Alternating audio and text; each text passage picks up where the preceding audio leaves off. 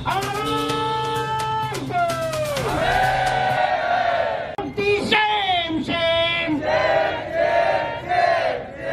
Narendra Modi same same,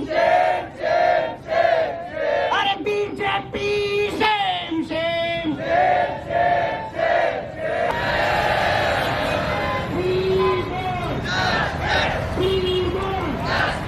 इससे पहले हिंदुस्तान के अंदर कोई भी अपोजिशन की आवाज बाकी ना रहे, कोई भी उनके खिलाफ बात ना करे। आए दिन आप देखते हैं कांग्रेस के पूरे एमएलए बीजेपी को जाते हैं, अलग अलग पॉलिटिकल पार्टी के एमएलए जो है बीजेपी को जाते हैं। ये क्यों जाते हैं? ये लोग चाहते हैं कितने भी पॉलिटिकल पार्टी के लीडर्स हैं, कितने भी पॉलिटिकल पार्टी के रहनुमा हैं, ये सब जो है बड़े बड़े काले करतूता किए हुए लोग हैं। कांग्रेस जो दिल का काला और चमड़े के एतबार से गोरा था, उसको भगाने के लिए हमने 250 साल तक जंगें लड़ी थी। हमने 250 साल तक इस मुल्क को बचाने के लिए खून की नदियां जब दी थी, तो आज भी हम इंशाअल्लाह आप भी इस मुल्क की जमहूरियत को और इस मुल्क के दस्तूर को और आईन को बचाने के लिए हम पॉपुलर फ्रंट ऑफ इंडिया के साथ खड़े हैं। पिस्ताई ताकतें सुन ले कि इस मुल्क के अंदर अगर कोई जुल्म और ज्यादती हद से ज्यादा बढ़ने लगी है, तो आज भी हम उस आजादी के सपूत हैं और आजादी के हीरों की औलाद हैं कि हम कभी पीछे नहीं हटेंगे। जब से नरेंद्र मोदी गवर्नमेंट में आई है, जब से जो है मुल्क के इदारों को इस्तेमाल करने की जो है नरेंद्र मोदी गवर्नमेंट ने कोशिश की है।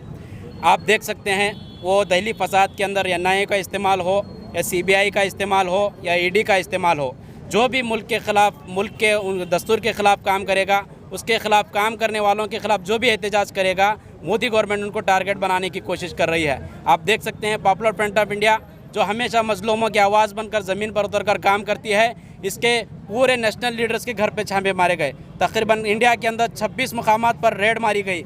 इनका एक ही मकसद है कि पॉपुलर फ्रंट ऑफ इंडिया को रोका जाए, उसके मकासद में आगे बढ़ने के लिए ना बढ़ने के लिए जो उनको रोका जाए, उनकी आवाज़ को दबाने के जो पीछे जो है उनको पड़े हुए हैं। हम इस एहतजाज के ज़रिए से आज जो मुल्क गिर हमारा जो एहतजाज चल रहा है, इस मुल्क गिर एहतजाज के ज़रिए से हम ये मैसेज देना चाहते हैं कि पॉपुलर फ्रंट ऑफ इंडिया किसी की आवाज़ से दबने वाली तंजीम नहीं है।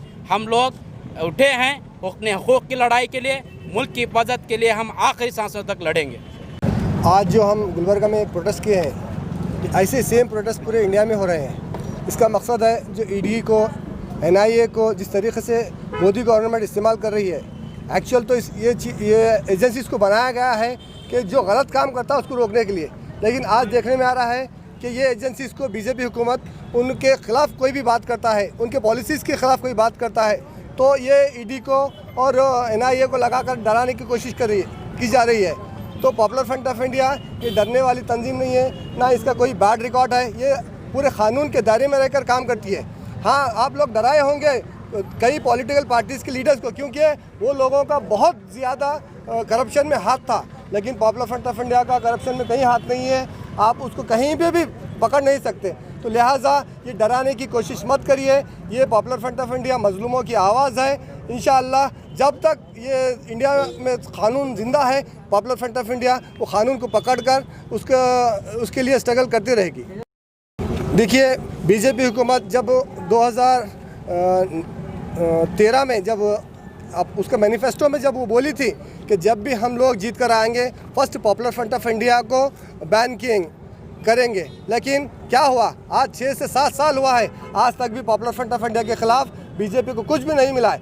हो सकता है आने वाले दिनों में चुप साजिश करके उसको बैन करने की कोशिश की जाएगी, जैसे कि पिछले दिनों में कई ऑर्गेनाइजेशंस को बैन किया है। तो बीजेपी अपने मकसद को ध्यान भटाने के लिए उसको जो RSS का जो एजेंडा है, वो एजेंडा को नाफिज करने के लिए जो कोशिश कर रही है, उसको रुकावट ना हो, इसलिए ऐसे हथकंडे अपना कर ऑर्गेनाइजेशन को दबाने की कोशिश कर रही है। पॉपुलर फ्रंट ऑफ इंडिया का इस वक्त जो ED के ख़िलाफ़ जो एहतजाज है, ये मौजूदा गवर्नमेंट जो है वो ये समझ रही है कि इस वक्त मुख्तलिफ़ ऑर्गेनाइज़र्स को डरा कर जिस तरह से या पॉलिटिकली लीडर्स को डरा कर वो जिस तरह से खामोश करी है, इस तरह से वो पॉपुलर फ्रंट ऑफ इंडिया को डरा कर वो खामोश करना चाह रही है। और ख़ासकर सबसे बड़ी बात तो ये है कि इस वक्त मुल्क के अंदर जो कौम इस मुल्क को आज़ादी दिलाई है वो एक मुसलमान कौम है। मुसलमान कौम कभी किसी से नहीं डरी है। ये दुनिया की हिस्ट्री आप देख लें कि मुसलमान कौम किसी से डरी नहीं है कभी, और जब वो डरती नहीं है तो जुल्म तो सह लेगी। जब जुल्म हद से ज़्यादा हो जाता है तो उसका जवाब देना भी वो जानती है। तो पॉपुलर फ्रंट ऑफ इंडिया एक ऐसी तंजीम है जो कानून और हिंदुस्तान के आइन के दरमियान और उसके अंडर में रहकर काम करती है। वैसी तंजीम को अगर ईडी के ज़रिए से गवर्नमेंट अगर डराना चाहती है तो ये गवर्नमेंट की एक बहुत ही एक कम ज़र्फ़ी और कम ज़हनी की एक अलामत है।